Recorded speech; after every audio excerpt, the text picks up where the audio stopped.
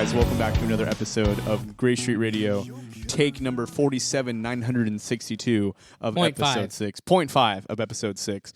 And we got Mikey here in the house. We got Danny here in the house. And we're just trying to have a good time, have a good podcast. I'm Mikey. He's Mikey. I'm Danny. Although, don't get us confused because he's the shorter one, I'm the taller one, and the more handsome one, mind you.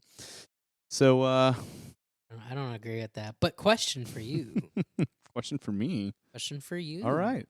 Why Is Samurai Guitarist the greatest YouTuber of all time? Why is he your favorite YouTuber of all time?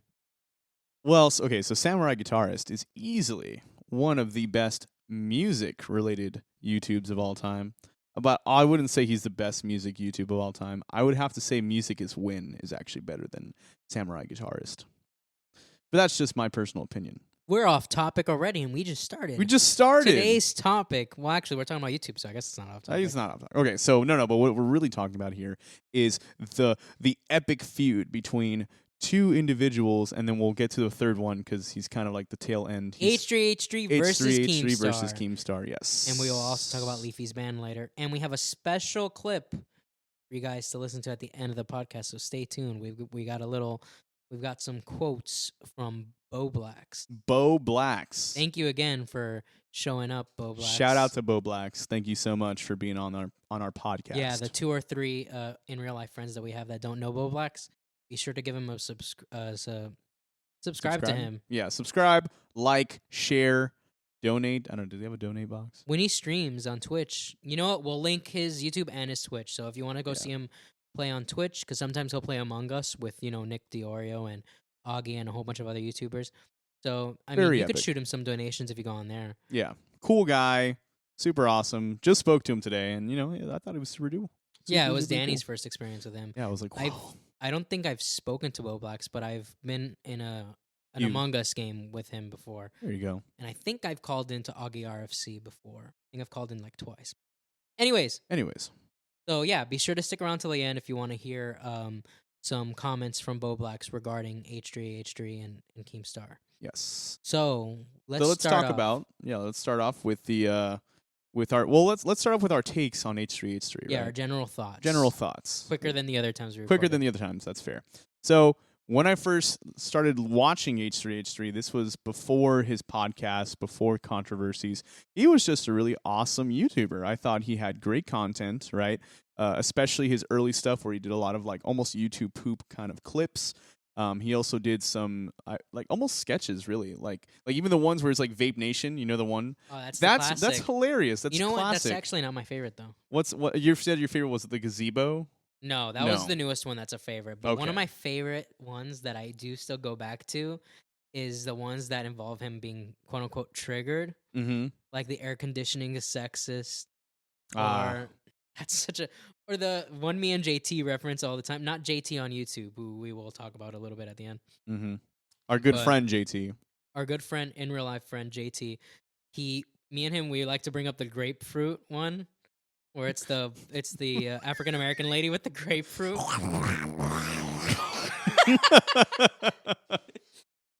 Oh man. That's but yes, so gross. Great. No, that's a great video too.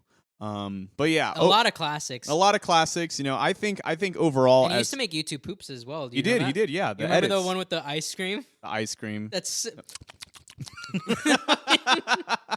that one is great. That one's awesome. Yes. Ethan was great. I don't know. Is he still great?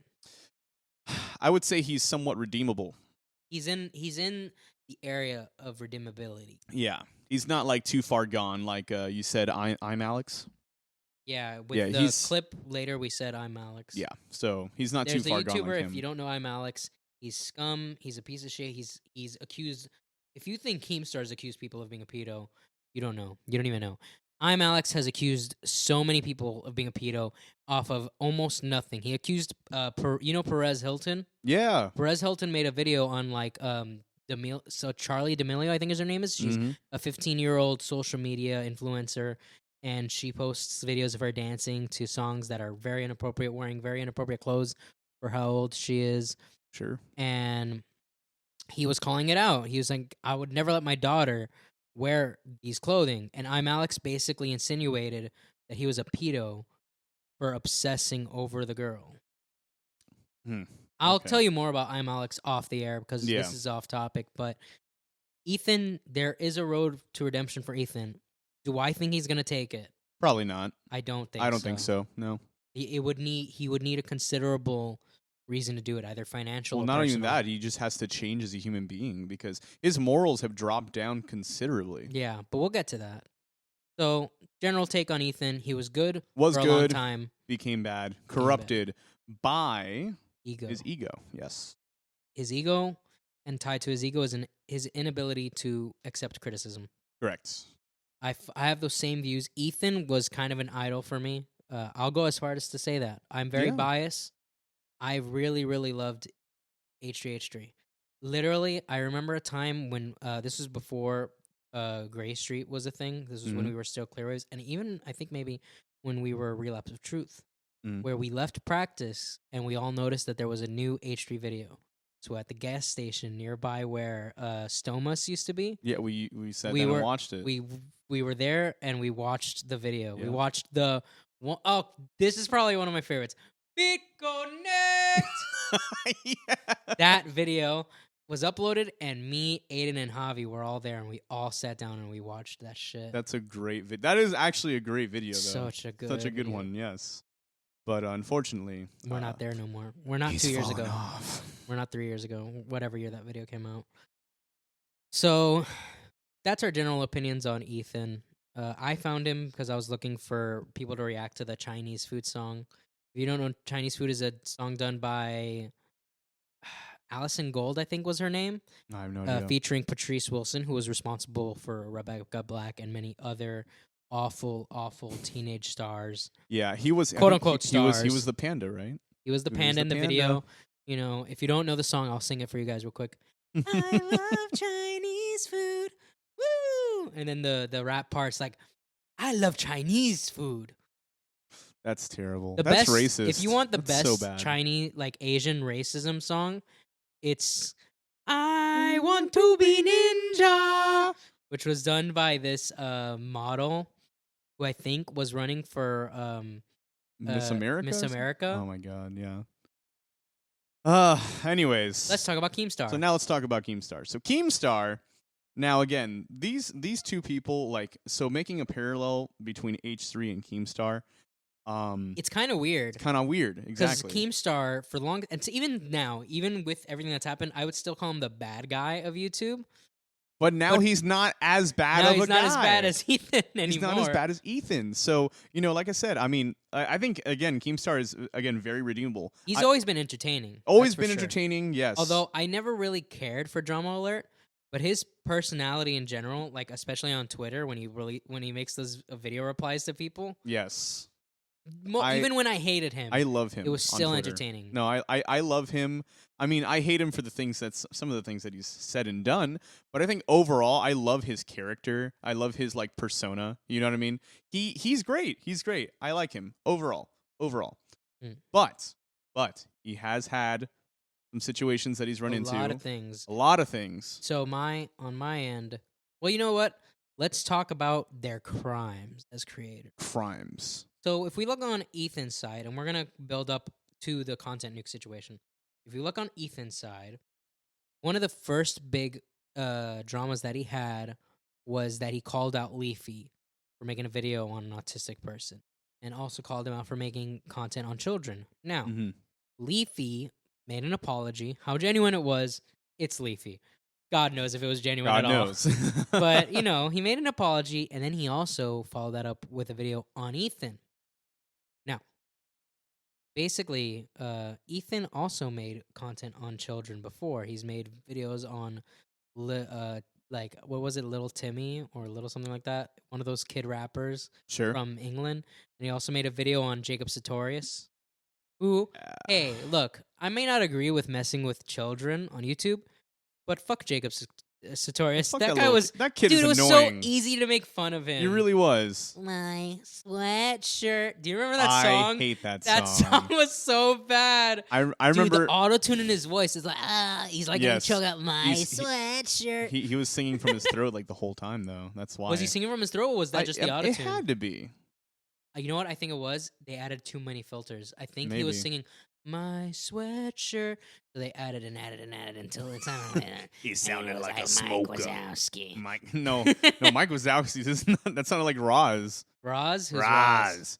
You failed to file your paperwork. That's who says Mike Wazowski. Yeah, but Mike Wazowski no, but forgot to turn in your paperwork. no, but you said it sounded like Mike Wazowski. Look, whatever. All right, look, let's get past that. The point is, no arguing on this. No podcast, arguing you on this son podcast. of a bitch. How dare you, you fucking whore. Anyways. Aw. That's not nice. Anyways. So where were we? Oh, yeah. But that was kind of like I would call it a speed bump. Speed bump. Just okay. A bigger problem came around later when basically this wasn't a negative to Ethan, but he unfortunately had to deal with a lawsuit because he was getting copyright striked for a video where he made fun of Matt Haas. I remember the name. Yeah, Made fun of Matt Haas because Matt Haas had these videos where he would go up to a woman and he would be like, "Hey, I find you attractive," and then she'd be like, "Yeah, well, you're just a chauvinist pig," and he's like, "All right, let's battle with parkour," and they would parkour around. Yeah, this Matt Haas guy. What was he in his 30s, 40s? Yeah, I don't know. This was a stupid video, mind you. And watch him just be like he's gonna strike us down because I said that. But no, but this was a really stupid. He wouldn't dare. He wouldn't dare. No, but this was a really stupid video. And then of course Ethan did his own take on it. He did like a commentary, which is covered under fair use, right? Because it was transformative in terms of how it was. Didn't he constantly say like, "I bet he's like sticking carrots up his ass," and then Hila's like, "Why do you keep referencing carrots up his ass?" And Ethan's like, "I don't know. I don't know, just goes." But anyways, That's yes, a great video too, it was a really great video. So with that being said, the internet starts going to war for Ethan. Yes, to fight for fair use. Yeah, and as a matter of fact, even donates. Philip DeFranco donates money. Keemstar donates money, donated. And according to Keemstar, this could be a lie, but according to Keemstar, Keemstar convinced Leafy to donate money as well. Leafy was not initially going to donate. But you know what? I'm willing to believe Leafy would have donated even without Keemstar's help. I'd like to think so because I think Leafy also cares about free speech. Right. Back then in 2016, maybe you guys don't believe this, but everybody on YouTube believed in free speech. We live in a very different world now where some of our best free speech warriors like Ethan and iDubbbz have failed to give what I would consider appropriate responses to Leafy's ban, but we'll get to that. So everyone gathers round, and Ethan thinks, well, I have more than enough money, so I'm going to use some of this money to create FUPA, which was the Fair Use Protection Association. I would have guessed that's what I don't know. That sounds like Fair Use Protection ass. So stupid. That is stupid. But anyways, so but unfortunately, it turns out lawsuits are extremely expensive. Yes, very much so. So all the money in FUPA had to go towards that. Now, he also was part of a DLC for Payday, and apparently all the money from that went towards his lawsuit as well. So we're gonna debunk a little something here that Keemstar. It's been debunked before. I'm not acting like I got new information here. So I don't know if you know this, but Keemstar did call out Ethan on that. And tried to say that, oh, what happened to all the Payday money? You had to have made. I've made games before. There's no way you haven't made millions of dollars. Yeah, which is like totally false. I mean, yes, this came out for the tail PC version. Yes, tail end of the lifespan of Payday 2. Yes. So it was like, yeah, you made No, we didn't. No, not even remotely true. I think there's a guy on Twitter named Linead, which is Daniel backwards. Mm-hmm. And I think his Twitter, I think, is inverse Daniel. That's funny. Yeah, that's funny. He's a funny guy. He's made some good videos and some good tweets that I super avow. But basically, I think he did the math, and what Ethan would have probably made would have been around $30,000. I could be pulling that number out of my ass, so you might want to double check to see if I'm right. But I think that's what he guesstimated Ethan would have made off the Payday DLC, which is still a good amount of money, but not for a lawsuit. Yeah, no. I mean, think about it. He got a bill in the mail that was like what, $50,000. Yeah, and that wasn't even the end of it. That wasn't even the end of it. So it's like, Yeah. So FUPA unfortunately didn't last long because it had to go towards Ethan's lawsuit. but and pretty much there was no more responses from the Twitter account toward like I think it was December 2016. Yeah. So It was just inactive after that. inactive after that. So yeah, man. Their FUPA went, I guess. Now, my criticism to Ethan is there's no reason at this point to not start it up again. That's true. And I'm not going to even say that he should use his own money for it. Yeah. I'm not going to say that. You could crowdsource that. Crowdfund it. Crowdfund it. There you go. Just, dude, even right now, I'm willing to put down money, the little that I have, that Keemstar would donate towards a new FUPA that is crowdfunded. I'm willing to bet Philip DeFranco would donate to it. PewDiePie would donate to it. Yeah. Everybody, iDubbbz would donate to it, I'm sure, too, using his girlfriend's OnlyFans money. Yeah. Sorry, iDubbbz. Let's do it. iDubbbz, you're a simp. I'm not sorry. No, he's a simp. Do you know the podcast, The Create Unknown? No. He was on that and made a comment about Leafy's ban. What did you say? I'm not very happy with him. What did he say? I'm going to bring it up later. Okay, all right. To keep you all in suspense. No. I'm very much not happy, Bob. Not happy. Ask me why. Why are you unhappy? And you just explain the whole situation. I explained the whole situation in that voice. Goes, Hard wow. people! That's the same guy that voices Rex, isn't it? Maybe. I don't know. I think it is. That would be crazy. Can you Dude, imagine? that guy's great. He's a talent. Talent. Anyways, off topic. So my criticism would be start a GoFundMe or crowdsource it. Mm-hmm. You could easily get every big YouTuber that's a millionaire would be totally down. Like, dude, could you imagine if all these millionaires, not even that much money, I'm saying, $1,000 a month. Sure. Then all the fans. How many fans does Ethan have? How many, let's say 1/10 of his fans donate $1.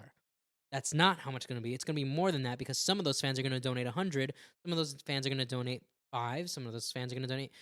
It's going to build up to the point where maybe it won't be able to handle every single case that comes its way. Sure. But the cases that really need it, because obviously you're not going to expect someone that already has money to use the FUPA fund, right? But let's say someone like me and you, let's say we would have gotten a strike for that You Got a Friend of Me video. Now, there are going to be ads on that video because we did get a copyright claim on it. That's totally fine with me, as long as the video doesn't get taken down. But if it was a strike, that's a cover. We did not upload the original song. I'm pretty sure we've transformed it enough for it to be fair use. Yeah, I mean it's our own take on Me and you, we're not millionaires. No. We're not even, as far as I'm aware. we're not even 100K heirs. We would need the FUPA fund. Yes. If we wanted to fight that. We would, yeah. I agree. And I think, even me, and I don't have that much money, I'd be willing to even if it's $1, me plus hundreds of thousands of people, that $1, guess what that equals to? Hundreds of thousands of dollars. And I guarantee you, everyone would promote that shit. Yeah, of course. I can't imagine PewDiePie not advertising that.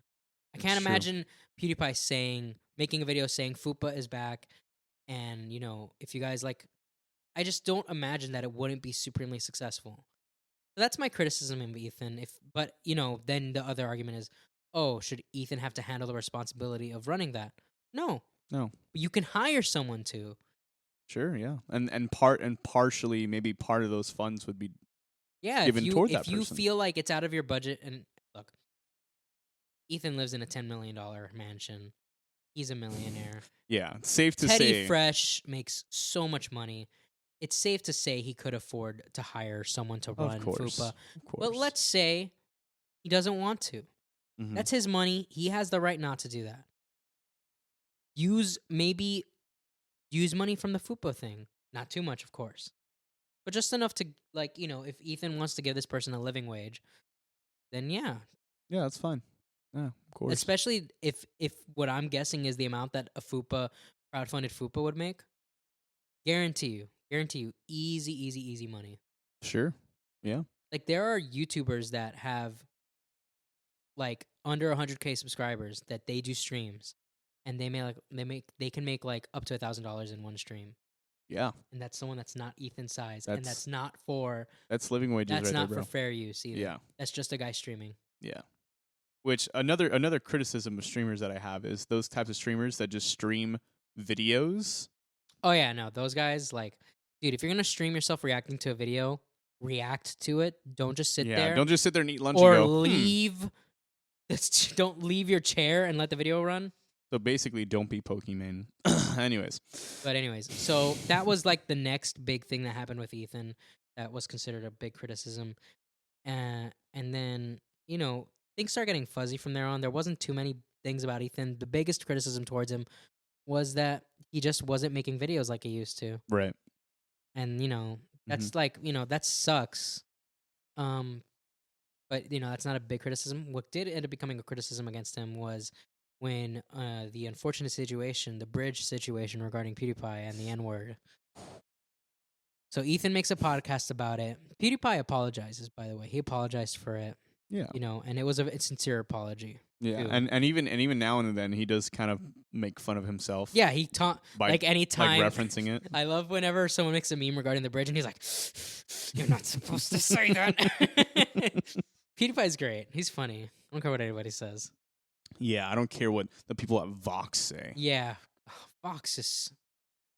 We're not going to get started on that. I can rant about Vox and BuzzFeed forever. All not day. that they're even relevant. I didn't a branch of Vox get shut down recently? Yeah, but I don't recall which. And I think the same thing happened to BuzzFeed. Guess what? Journalism going down the drain. Yeah. Well, bad journalism. Bad journalism. You've got a chance, Danny. Hey, man. Well, I trust in your journalism for now. For now. All it takes is one bad article for me to, and if you make a bad article and you don't retract it, yeah, that's all it takes for me to lose my trust. Count me out. But so Ethan calls him out on it, but unfortunately for Ethan, he gets called out for being a hypocrite because dude, it's not the fact that Ethan reported on it, it's the way he was reporting on it. Ethan was saying, you're really comfortable with saying that N-word. And he was making it seem like he was kind of, I think he was making it seem like he was insinuating that PewDiePie says the word often. Like drops it on the daily or something like that.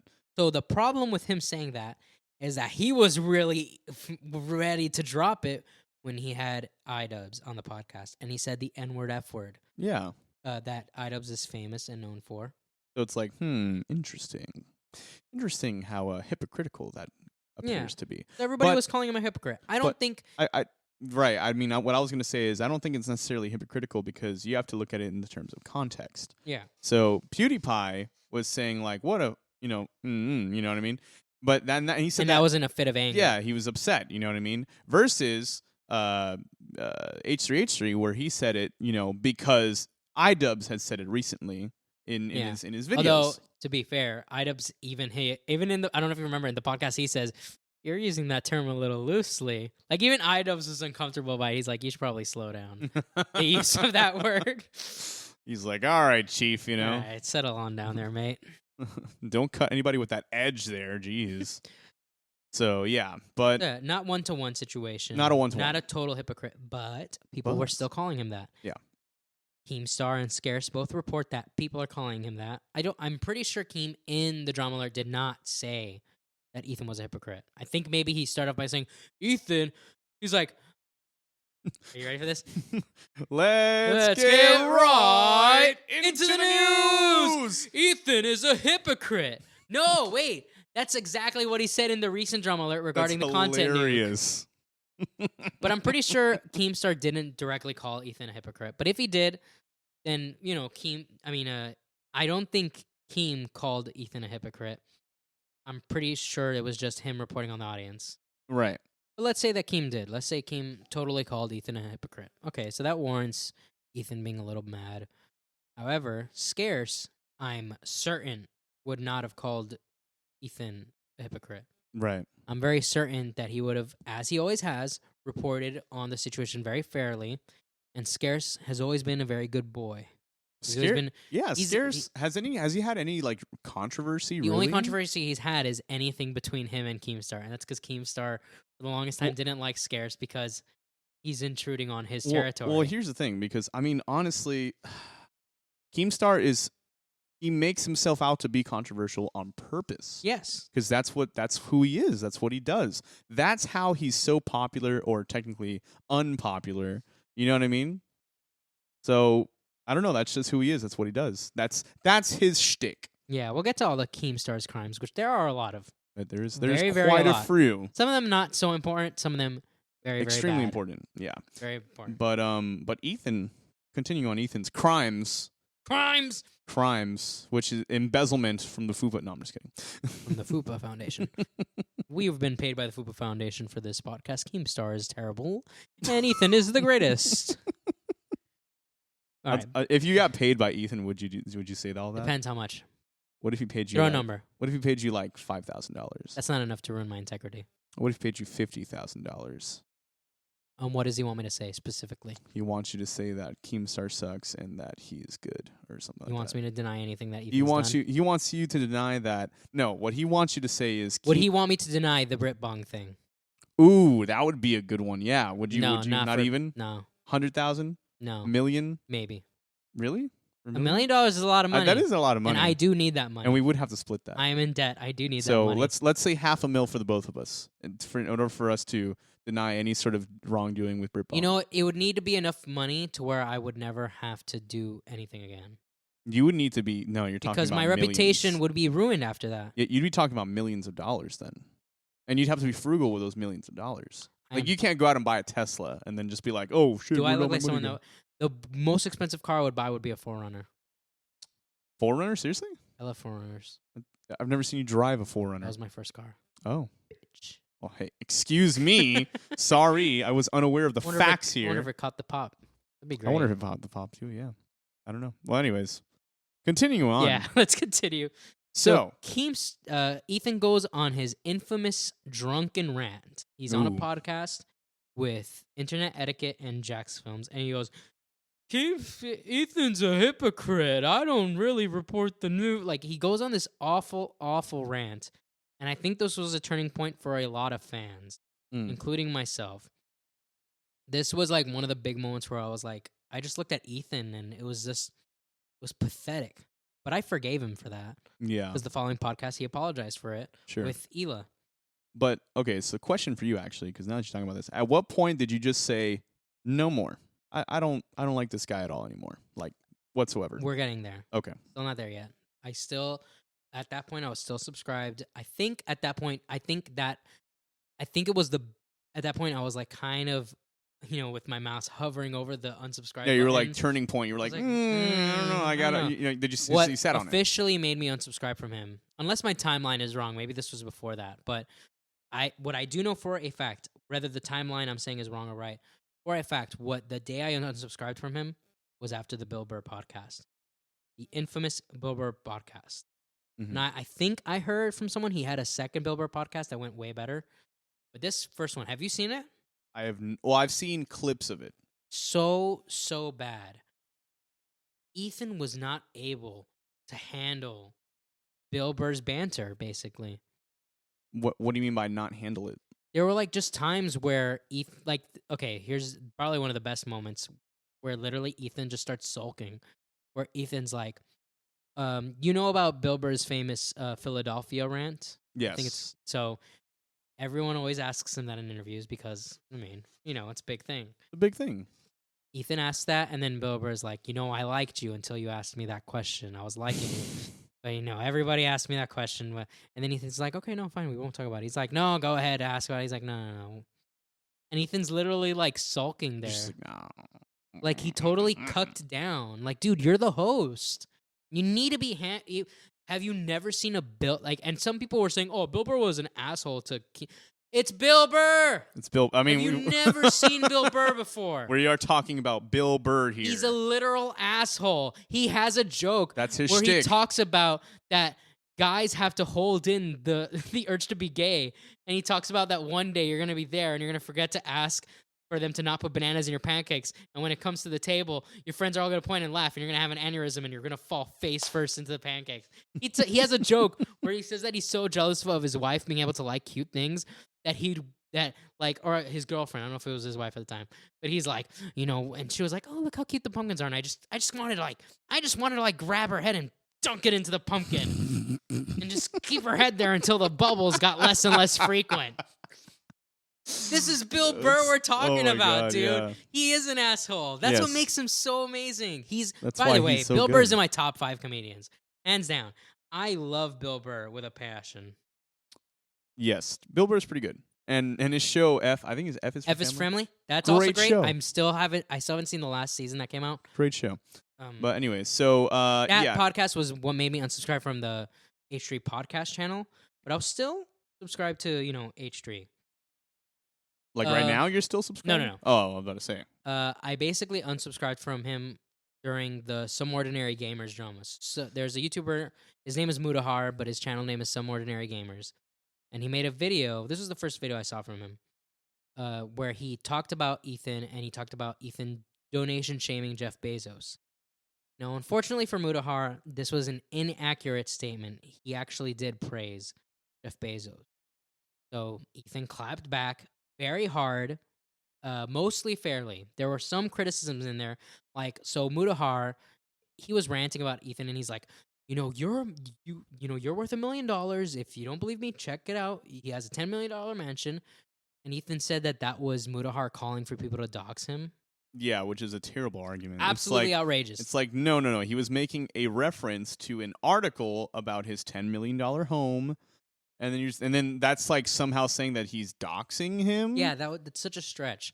That's like me saying, "Oh, me and you live in Miami, Florida." Now people can find out. Great, where we live. now we fuck. Well, we've said that Mikey, before. Mikey, I'm sorry. You can't say those things. I just doxed us. Oh my god, that's like that's like me saying my direct address, which is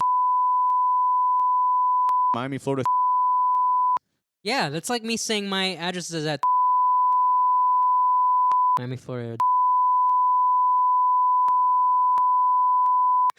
my social security number. Oh no! Oh fuck! By the way, anyways, but yeah, Ethan's insane. That is a retarded point to make. And the video. One of the biggest problems with the video was that he has this overwhelming. He has this very clear animosity. Like, it didn't look like Ethan had much fun making the video. It looked like he was really he was more angry than he was having fun while making the video. And of course, he has the right to be angry for being called out for that. However, there is a clip where Ethan says he is so sure that he's got this thing right when he's got it wrong. And he's referring to Mudahar saying that Ethan, donation shamed Jeff Bezos. And Ethan says, oh, that never even happened. But you can go back and find when the Australian forest fires happened that Jeff Bezos donated an amount of money. I forgot the amount. I think it was like 1 million Australian dollars, which was like 800,000 American. I could be wrong. Numbers could be wrong. Point is, Ethan said, isn't that a bitch move for Jeff Bezos to only donate that much when he's a billionaire? Oh my god! And it's which is so stupid because it's just like, oh, I'm sorry. Yeah, let me donate. He's giving money. Don't look. You don't complain about that. If Jeff Bezos donated $1,000 to the Australian wildfires, would I criticize him for it? Yeah. Yeah, I mean that's pocket change to him. But to say, oh, that's a bitch move for you to do. Like, dude, that's still money that wasn't there before. That's more money than I can donate. It's true. Look, you can definitely say, oh, if I was a billionaire, I would definitely donate like $1 million. Yeah. But that doesn't mean you are obliged to donate $1 million. It's not your obligation to do that. Yeah, like who are you to tell me how much money to give to somebody? It's like, no, that's my money. I worked very hard for it, and I can choose to donate as much as I want. Like, look, Jeff Bezos donating $1 million to anything, even if it's Australian dollars and it isn't worth as much as in America, that's still $1 million. Yeah, that's still a lot. Like, if Jeff Bezos only donated, let me go back. If Jeff Bezos really did only donate $1,000 to the Australian wildfires, I'd be like, well, that's pretty fucking stupid. But at the same time, that's still money going to where it's needed. Yeah. Like, I would think Jeff Bezos is a piece of shit. Like, I think you can justly think, depending on how much someone donates to a situation compared to how much money they have, you can think that someone's a terrible person for donating so little. But to judge the donation itself, I think is wrong. I agree.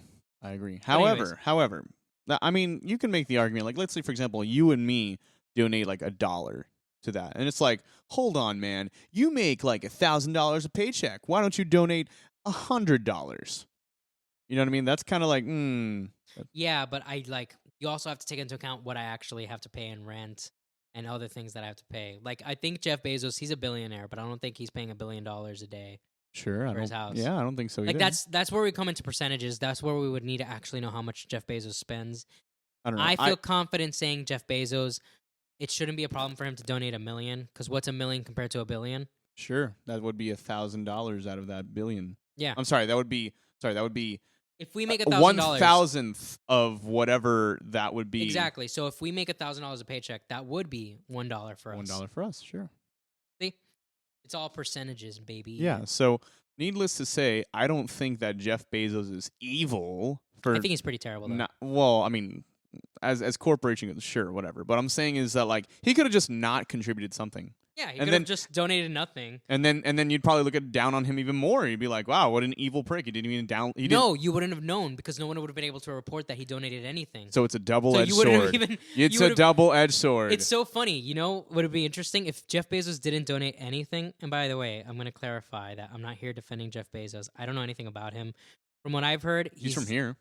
Well, he is from here. Yeah, he's from Miami. Wait, he's from Miami? He's from Miami. Oh. He went to college. I'm sorry, he didn't go to college. He went to high school, I think, in Miami. Wow. Yeah, man. Did you know that? No, I didn't know that. The more you know. The more you know. We're off topic. Let's get back on topic. Yeah, Jeff Bezos, you see what you did? Fuck you. You know what? Yeah, fuck you, Jeff Bezos. Yeah. Now donate some money to the Gray Street Radio. Yeah, you know what, Jeff Bezos? If you donate money to us, we'll vote for you. We're going to retract our statement if you give us money. So give us money. Anyways, and you know what's funny? We've been talking about setting up a Patreon for like God knows how long, and we haven't done so. I think we'll wait. For a Yeah, while. we need to wait until we get a little bit bigger. I think once we can have 100 consistent viewers, that would be enough to open That'd a be Patreon. great. Yes. That means if there's 1% of that people donating, that's enough to That's have a great. Patreon. Yeah, sure. All right. Anyways, so back to the topic at hand. So Jeff Bezos, whatever, he H3H3 basically made that argument. Yeah, he was saying, isn't it a bitch move for Jeff Bezos to donate that amount? And, you know, so Ethan was saying that, oh, I've never donation shamed Jeff Bezos. Not true. You did. You definitely Whether, did. like, look, if you personally believe that it's okay to donation shame, that's fine. Whatever.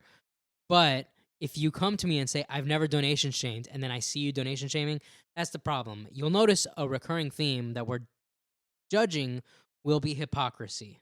We'll be like, I never did that. I'm just like, actually, you did do that. Yeah, No, you did. I didn't. That was pretty much the moment I unsubscribed from H3H3. Was that Some Ordinary Gamers video? Yeah. See, here's the thing: when H3H3 becomes more redeemable, you know what his new name is going to be? I4. Thank you, ladies and gentlemen. I'll be here all week. So I think those are most of H3's controversies. Yeah. I mean, there's we definitely forgot more. the Gokunaru. The Gokunaru, yes. The Gokunaru is a YouTuber who made what was the biggest exposed video on H3H3, and eventually, along with other videos, so Gokunaru's video on H3H3, I believe, was called "The Death of H3H3." Around, I don't remember the whole title. Well, that didn't it video, get taken down anyways? It got taken down. Leafy's content cop got taken down. Mm-hmm. Parody of the Fine Bros made by Psychic Pebbles is taken down. Which is ridiculous. Yes. But they all got taken down for roughly the same thing, making fun of people. Which is stupid. That is stupid. Because but it's part of their guidelines. As long as it stays consistent, well, fine. I don't think it's consistent, though. Here's the thing. And let me tell you why it's not consistent. Because late night shows can make fun of political candidates, and that's A-okay. That's all right. Of course it's A-okay. Why is that okay? Because they have the money. Oh, that's right. They have the money. Fuck, of course. They have the money. So if you and have they money... Not only that, they have the influence. But you can't make fun of YouTubers? Or not even that. Fine Bros is actually technically a big YouTube, like, almost like corporation, if you will. Like, they're like their own thing. The Fine Bros with the React stuff, which, by the way, they are just as bad as all these other people because they tried copywriting React, like the Yeah, they word tried React. copywriting the word React. And that just shows you how greedy they were. They tried copywriting like the idea of reaction videos. I'm like, no, no, It was so bad that ever since then they don't appear on video anymore. they do not. No, that's right. And you know what? I will say this. I think the channel got worse after that. I actually did like the brothers a little bit. I thought they were more entertaining. Until that part, right? I thought they were more entertaining than their stupid. Ooh, I'm the camera guy. Be sure to subscribe to Fine Bros. I'm like, you're not one of the Fine Bros. Get the fuck off the camera. I don't know who you are. I don't know who you are. All I know is that you're. And then they started cool. like, oh, let's have let's start employees react because now they have React episodes where employees from Fine Bros react to shit. I'm like, I don't care about the employees. any of you people. I unsubscribed to them a while ago. Yeah. I did see one very recently, and it was like, I forget. I think it was just like people react. I think it was like you had some elders there, you had some young adults, you had all kinds of What people. were they reacting to? They were reacting to their family history. Oh, that's interesting. Yeah. And that one was actually kind of cool. There are some, like, I loved watching the kids react to, like, bands and stuff. Like, Mhm. oh, kids react to Def Leppard. Kids react to System of a Down. That stuff was really... And I also liked seeing elders react to that kind of music, Yeah. too. Like, when elders were reacting to Slipknot, that was awesome. They were I like, love that. what? Because there were some of them that were Totally into it, yeah. And then there were other ones like, it's just noise. And I'm like, you're a stereotype. Get out of here. Get out of here, old person. Dude, just wait until they do like kids Elders- react to hold on. Kids react to cocaine. No, kids react to Gigi Allen. Who's Gigi Allen? Oh, you don't know? Oh, I got to show you a video after Yeah, this. just show me Yeah, Gigi if you know who Gigi Allen is, you know what's They up. should do kids react to do you quack like a duck? Do you quack Right. like a duck when you suck. I think it's fuck actually. No, it suck because the now I'm gonna analyze the lyrics of do you quack like a duck. no, stop. The reason why it's that is because when you're sucking, you can make a sound that'll sound like the quack of a duck. Okay, interesting. Anyways, Okay, all right. So we've really gone off the deep end here. what has happened to our podcast? What's happened? We've gone the route of H3 podcast. Oh no, I think we're No, still. we're I still think we're still better. more entertaining. We're still yeah, better. Fuck we're still you, funnier. Ethan. All right, so where were we actually? I think we've gone so far in that We were talking about Gokinaru. Gokinaru. His video was taken down, and Ethan, one of our greatest freedom of speech warriors, said it was justified. Because there's a clip where Ethan is, quote unquote, Ethan is shot in the video. Mm-hmm. So now Ethan, I guess he wasn't a free speech warrior like we all thought he was. I guess not. No. Yeah. So I mean, in this, obviously, for the record, it was him. Like it was jokingly getting shot. It was a joke. Yes. It was a of skit. course. Yeah.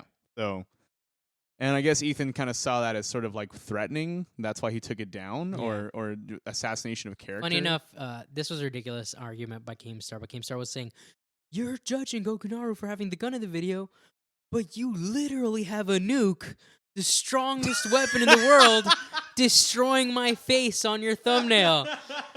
And I was laughing, but You're I'm like, like, that's, "All right, that's shut the up." dumbest argument Keemstar's ever made. The dumbest? I wouldn't say that. One of the dumbest. One of the dumbest, yeah. So that's pretty much all of Ethan's crimes. Now let's move on to Keemstar. Now we're not going to go over every single thing Keemstar's He's done a lot. because we will be here for an hour.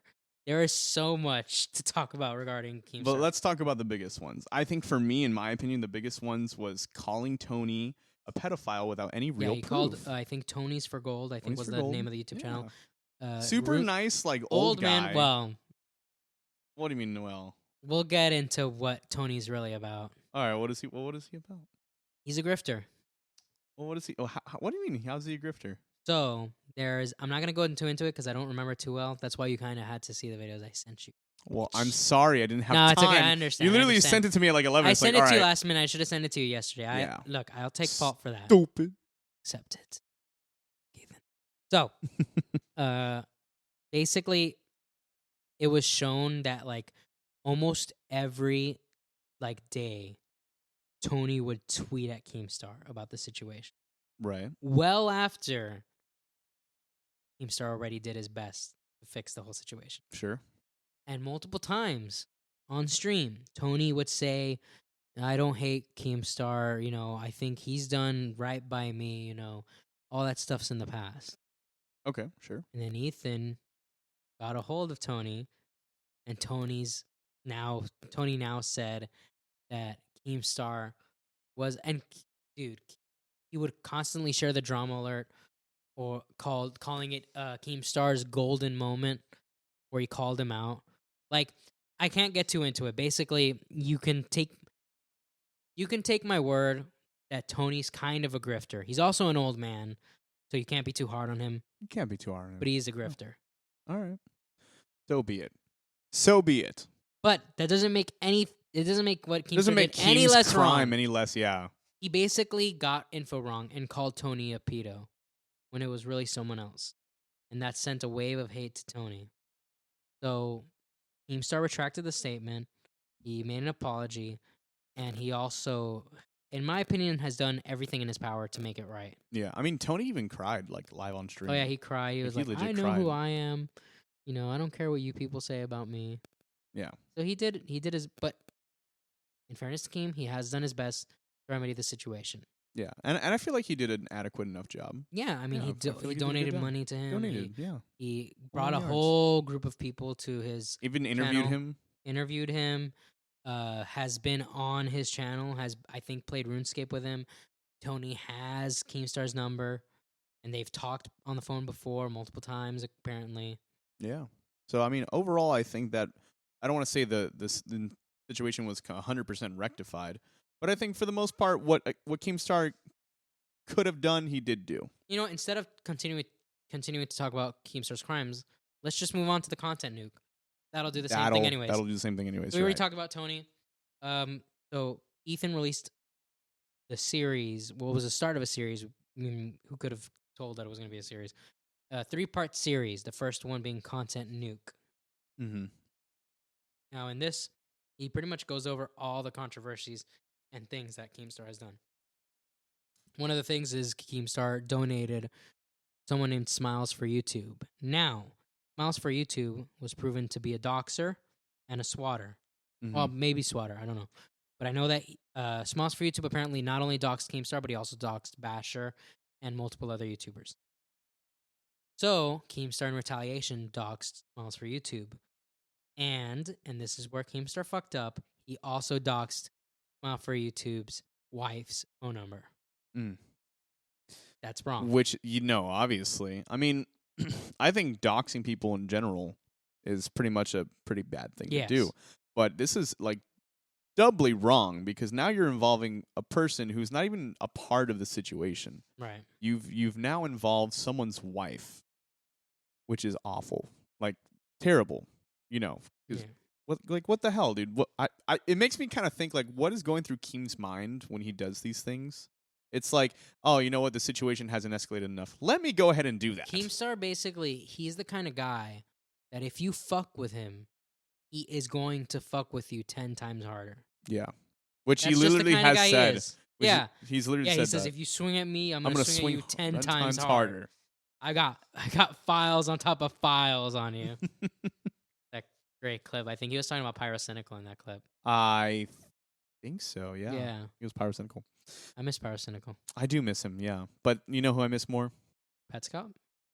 Yeah, what the hell? Hey, Pet Scott Part 2. Let's go. Come on, Pyro. So anyways, Ethan next calls him out. This isn't in order, but he calls him out for platforming a doxxer. Mm-hmm. Now, this doxxer ended up swatting someone, and that swat got that person killed. Yep. So Keemstar had this guy on for an interview, and he basically wasn't really fighting that hard back against what the doxxer was saying. Like, he asked him, do you not at all feel responsible for you getting him killed? And the doxxer was basically saying that he doesn't feel responsible for it. Now, if we leave that information alone, that does look bad on Keem. However, the fact of the matter is, these are facts. This is and a logic. fact. Fact and logic. This is a fact. I'm pretty sure the very next episode of Drama Alert was Keemstar confirming that this info was given over to the police. The police have arrested him, and eventually it turned out that this guy got 20 years jail time. Yeah, he was tried, and then he eventually did get convicted, and then he got thrown in jail for 20 years or something Mhm. like that. Yeah. And I mean, if it was like that's one thing, and then the second thing is that he also donated to the family that was affected by the swatting, right? So he contributed funds to the funeral, right? And then whatever was already covered by the funeral, the excess would be going to the family. And it was shown that Keem did donate, like I think it was like $1,000, something like that. And the link for that GoFundMe was inside the video description of that one. So it was like, obviously Ethan just likes to omit things that make Keemstar look better than he actually is. So that's what the whole contact nuke Yeah. really is. That's literally no, that's not the whole thing, because there are some things I mean, there are some things that are very telling, but for the most part, So another point against, we're gonna go back and forth between the things that are good criticisms and things that are terrible. yeah. Another thing that Ethan called out was the Just Destiny situation, where Keemstar. So basically, this guy named Just Destiny, he would make videos on all those young social media influencers that are being inappropriate, dressing inappropriate, all the things that everybody criticizes them for. But unfortunately, he would, in his thumbnails, include more risque pictures of these girls. Mhm. So this other YouTuber named Lieutenant Cobra made a video calling him a nonce. Now, for those of you who don't know, nonce basically means pedophile. Yes. Um, so Just Destiny strikes that video down, and he gets called out for it, and Keemstar interviews him. And in their interview, basically Keemstar asks him if he's attracted to children or if he touches children, one of those things. And obviously that was very bad. That's an insane question to ask Such a somebody. stupid question to ask That's a someone. crazy ass question. Hey, Danny, do you touch children? Well, not yet. Well, you put in your thumbnails, you put, the people you're talking about in risque clothing. Yeah, I know, right?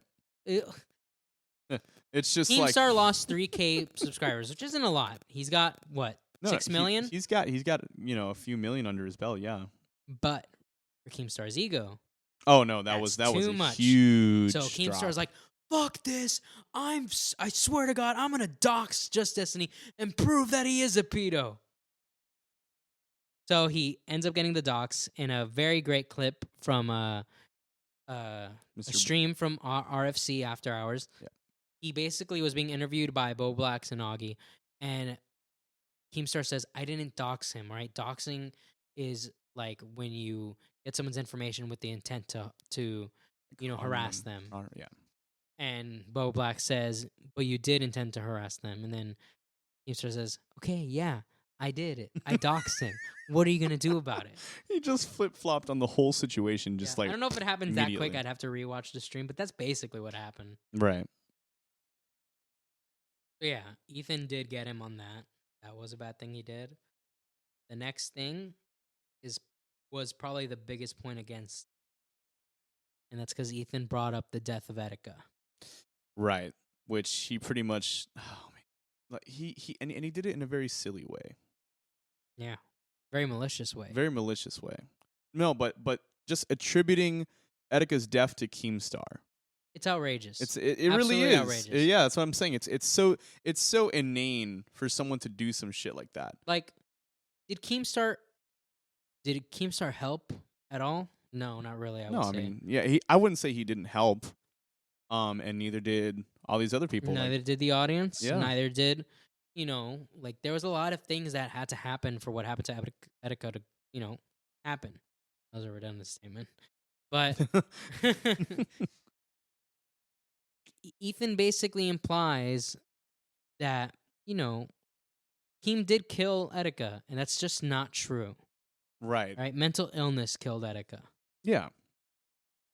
There's a quote from Ethan, the loose quote, where he basically shows the clip of when Keemstar had Etika on the podcast on Drama Alert, and he asked him. He says to him, "Well, if none of it's real, then why don't you just jump off a cliff? Why don't you, just end it all?"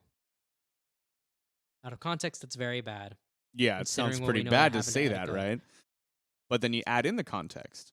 The context is that he says because Etika was saying that he believes that that they live in a matrix, and Keemstar said that is dangerous because if you think like that, then he says the rest of the quote. The difference might seem small, but the difference means that Keemstar was warning Etika more so than just telling Etika to kill himself. Right. And, you know, Ethan says, hypothetical, of course. But, you know, like he basically says, like, it is interesting that what ended up happening. He's Yeah. straight up, But and but he- Ethan but he- but denies he- that. Ethan's argument to that was saying, if I thought that Keemstar killed Etika, I would have called the police on him. Like, no, are you an idiot? You know that's not what you said. Well, no, he's not an idiot because he knows that's not what he said. Yeah, it's exactly. He knows damn well what he said. He attributed Etika's death to Keemstar, which is just verifiably false. Because we've seen time and time again. I mean, even look, let's put it this way: Etika's girlfriend said Keem didn't kill him. Etika's mom said Keem didn't kill him. Right? Yeah, And that should be evidence enough to be like, okay, obviously Keem was not part of this. You know what I mean? yeah. It was mental illness that ultimately, brought him to his death. It's sad. And But what's even sadder is that H3H3 is putting this blame on Keem and making like him look bad in that everybody form. doesn't want to remember Etika for his suicide. Right. People want to remember Etika for all the things he did. Yeah. And all you're doing is dragging up Etika's name for another bullet point in your video. That is exactly what he did. It's- He's using Etika as a pawn to make Keemstar look bad. And in turn, now that everyone has seen through it, it has now made Ethan look bad. Yes. It's like So. Ethan, I don't know if he's just tone deaf or like, how did he not see that was going to be bad? I guess he just figured that he still had as much, Like traction from his fans and not just followers. fans, I guess. He just figured he still had that much respect in the Nope. YouTube community. I guess he still thought it was 2016 where everybody loves Ethan and everybody hates Keemstar. Nope. But it's more nuanced than that now. More nuanced. Yes. Like I still didn't like Keemstar. I don't think I've ever liked him proactively. But I've liked the things that he's done. I find him entertaining. I don't know. I like him. I like him over. I mean, like I said, I'm not going to get too into it because maybe we can talk about it in the future, but there's a lot of things Keemstar has done to Tommy C, specifically that has made me never liked Keemstar. But he's definitely done things that are good. Mm-hmm. I'm not going to say Keemstar's never done anything good. He's done a lot of good. So now the question is, who's done more good overall? Long term, maybe Ethan. Okay, long term. Why is that? What do you think? Because if you go all the way back to when Ethan was starting, all the good he's done for the community, I think outweighs what the good Keemstar might have done. Okay, But if this keeps going on the way it is, it may just be that Keemstar is going to outweigh Ethan. Yeah. I mean, at this point right now, I do think Keemstar is better than Ethan. We'll get to that. All right, so So- we've been saying we're going to get to that. So. Yeah, that's because everything, we want to keep it on a timeline. All We don't right. want to Let's chronological ping order. pong all over the place. So, the biggest problem with the video, other than Etika, was Ethan continuously referenced G Fuel G Fuel at the front. That was kind of like his leitmotif of the video, Yeah. if you will, where at the front of every drama, right there on his hat, Mhm. is G Fuel. Yeah. This is going after someone's sponsors. This is unacceptable. But this is what Ethan decided to do, and guess what? It worked. It worked. Yeah. Now Keem says that they both that Keemstar says that he left G Fuel to avoid them getting any drama. I kind of believe him. But at the same time, it's like, Well, at the same time, it's questionable, but also, how much drama has Keemstar gone through then? G Fuel's never left. That's also true. Especially also true. 2016 Oh, when everybody was on his ass. for real. But none of those videos made about him went after G Fuel. They might have talked about G Fuel in a meme. Yeah.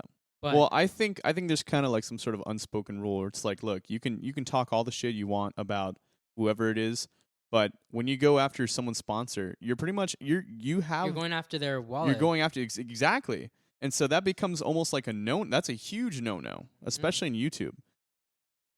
This is going to be ironic, by the way, that Keemstar lost G Fuel because I think Ethan ended up losing a lot more. He did. He did. So I think what kind of sponsor? He had like a Red Bull said sponsor. He had an Old Spice sponsor. Old Spice. Ethan himself has said, I think it was in his what was supposed to be a members only stream ended up being public. He said that that we really appreciate the support from the community because we've lost about 80% of our sponsors. That's insane. If we're to believe Ethan, and he's not being hyperbolic, he lost way more than Keemstar. Yeah, because Keemstar is sponsored by quite a few companies. Not just G Fuel Keemstar owns his own companies too. Yeah, G Fuel was his main proponent. Like G Fuel was the one just like, hey man, we're gonna give you like that discount code, and like obviously, I'm assuming that he's gonna get a piece of the pie for every. I never got to use discount code. I never bought G Fuel, so I don't know. Maybe I'll use PewDiePie's code. Yeah, which is what? What is his feuds? Feuds? That's what I was thinking too. I think it's bro. Yo, if I ever get a G Fuel sponsor, I want my code to be bruh. My code needs to be Gizmo. Gizmo? No, yours is gonna be Yif. Nah, I don't think I like that at all. No, that'll be Sonic Fox's. I don't like him. Anyways, so that was kind of like, I'm pretty sure that's everything that happened in the content nuke. Mm-hmm. Yeah, the content fallout. Yes, but Keemstar did make a response, where he basically all the things we've already said to debunk Ethan was basically what Keemstar said. Keemstar also brought up that at one point, Ethan made a video where he insinuated that everyone in the Catholic Church was a pedo, which that's a pretty awful clip from Ethan, where like he's like, dude, everyone is in on it. And he was like, who's everyone? And then he's like, everyone. And then he was like, what do you mean? He goes, everyone. Yeah, he does. And it didn't look like a joke. It looked like he was being very serious. Very serious, yeah. Which is I don't know, man. Maybe he's like anti-religion or something like that. I don't think he's anti-religion. I think he's just an idiot. Yeah. Well, is he Jewish? Like, well, he is Jewish, but he's not like religious. I don't think he's religiously Jewish. I think he's just ethnically Jewish. Ethnically Jewish. That's fair. But that is pretty bad. That's a pretty bad clip. There's a lot of bad clips of Ethan from the podcast. Like, it wasn't just like the Bill Burr thing and the Keemstar rant. It was, there was constantly clips from Ethan where he would have these takes that were just so awful. Mm-hmm. And then Hila, she would have some bad takes too, and I've always liked Hila. But she had like one take where like they're talking about the Oscars and they're like, they really shouldn't nominate movies that nobody watches. Like, who cares about The Shape of Water? Okay, I love The Shape of Water. The Shape of Water is a fantastic movie. I'm gonna be real with you though. I've never seen it. Yo, my homies love The Shape of Water. Fuck Fuck Hila. All my homies love The Shape of Water. Yeah, that's what it is. I like that meme. Yo, fuck Ethan. All my homies hate Ethan. Maybe after this podcast they will. I don't know. No, I don't know. But anyways, so what about now? Content. Do we now get to content fallout? We get to content fallout. Content fallout. So Ethan defends his attack again. He defends his use of Etika, wrongfully in my opinion. He's trying to claim that he didn't actually, call out Keemstar on that, but he did. He also defends the use of G Fuel. He's like, every single video, he's got G Fuel on the side. He's got G Fuel on his hat. How am I not supposed to talk about it? By not talking about it. Exactly. Did G Fuel literally make those videos? No, they're a sponsor. There was no relevance to them being in it other than the fact that you wanted to go after his sponsors. And he prefaces that by saying, am I someone that believes in going after people's sponsors? No. Well, you did. Doesn't matter if you didn't believe in it before, you sure as hell believe in it now. Yeah, exactly. You are a liar. Mr. Potato Head. I didn't know that actually. What movie is that one That's from? I think in the first one when he's like, "No, I swear I didn't mean to do it," and he goes, "You are a liar." Okay. Yeah, Epic. epic. So, what happens after that? You know what? I think that's the least memorable one. I don't remember any of Content. the other. To be fair, Three okay, the points. first one was the most damning, even though it was kind of like, all right. Yeah, And the second one was kind of forgettable, and then Nuclear Winter was like even. that's where he brought up Tony, That's where he brought up Tony. and that was pretty good overall. Yeah. Because he also debunked some things that I think in that one he debunked the payday and the FUPA thing. Yeah. In that one, yes. Yeah, and that one was pretty good. But still, it was like, where's Tony now? How many views is Tony getting now? I don't know. Is H3 still talking about Tony now? No. No. H3 did the same thing to Tony that he did with Tommy NC 2010 back then when he called out Leafy. He propped Tommy NC. According to Tommy NC 2010, he's autistic, by the way. And according to Tommy C, he's not high functioning autistic. So, but regardless of that, according to Tommy NC 2010, Ethan said that he would be on his show. Because Tommy NC 2010 has a show. Mm-hmm. Apparently, Ethan promised to be on it, but he never went on it. Okay. So, Ethan picked up Tommy NC 2010, said, look what Leafy's doing. Dropped him, left him behind. Did the same thing with Tony. And funny because Keemstar actually said, oh, watch, he's not going to pay attention to you. That's actually a difference between how H3 handled Tony and how Keem handled Tony. Mm-hmm. Because Keem kept on trying to, help out Tony after the situation. Right. Well, whatever. It'd be like that, bro. All right. So now at this point, we're at a point where both of them look bad, but I would say that they're equally bad at this point. I wouldn't even say that. I don't think H3 is as bad as is worse than Keem at this point yet. Oh, at this point, okay. I think you meant like at this moment. I was no, like, no, I not don't know at about this that point one. as we're recording. Okay. At this point of the timeline. Now we're gonna go back a little bit. To point out even more hypocrisies that would have been very great for Keemstar to point out. Keemstar stopped making reply videos, by the way, because YouTube apparently told Keemstar to stop making videos.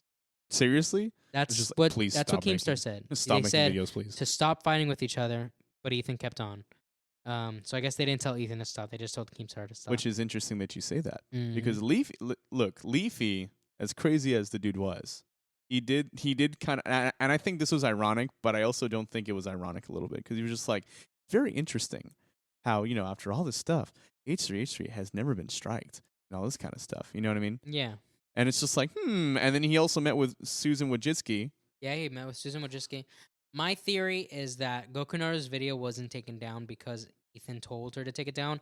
I think Ethan might have subtly referenced it. I think he said, oh, yeah, like with harassment, we all deal with an amount of harassment. Like I have this one video that was made about me.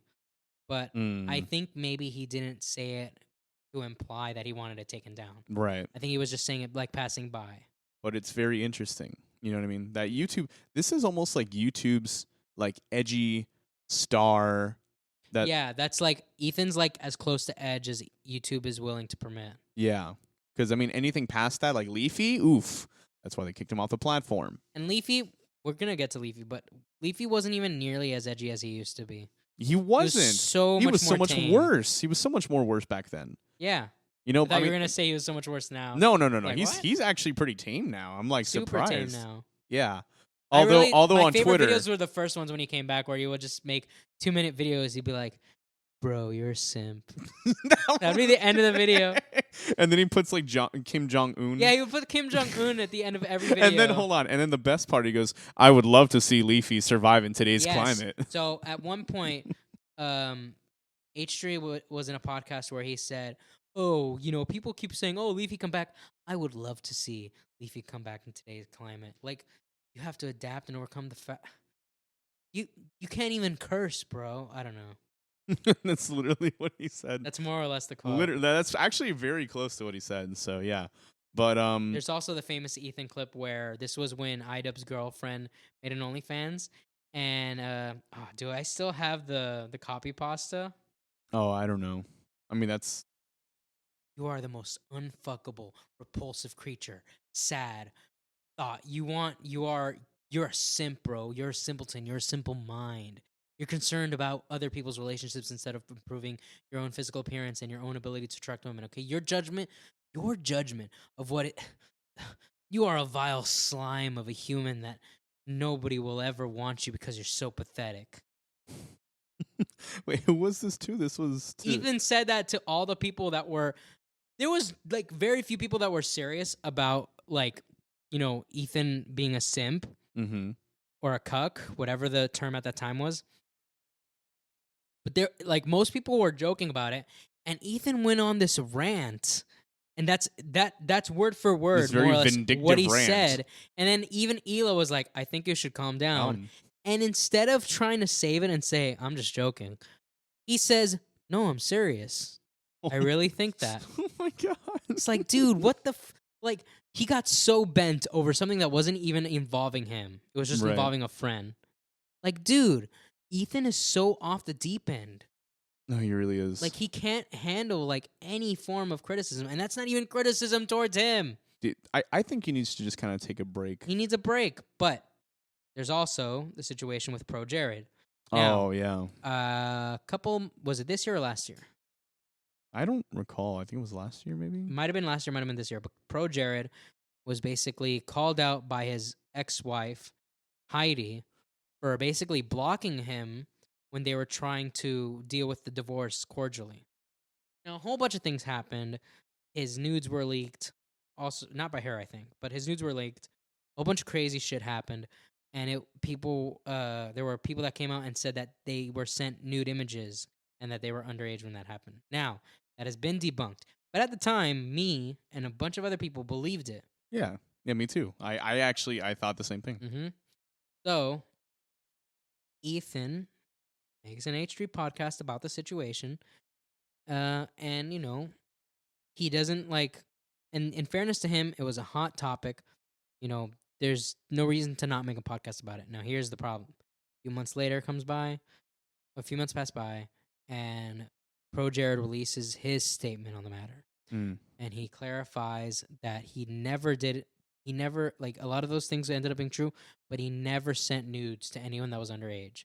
And it turns out that those people were also, they were lying, basically. How does Ethan handle this? Does he, A, retract his statements and apologize?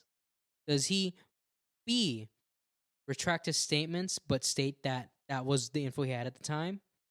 Or C, none of the above? C, none of the above. He does none of that. He doesn't, like, I guess, I don't know if maybe he did retract his statement. No, I don't think I don't think he did. What he said was, now, do I feel like I said anything untruthful, or did I say anything wrong? Personally, no. Well, of course you don't personally believe that because you think you're so fucking great, Ethan. He doesn't double down on it, but he basically says that he holds no fault because he's just some guy on the internet. Some guy on the internet with millions of subscribers. That's what you are, Ethan. You're not some 10K subscriber guy that has no responsibility. By the way, if you're a 10K subscriber, if you have 10K subscribers, you do have a responsibility.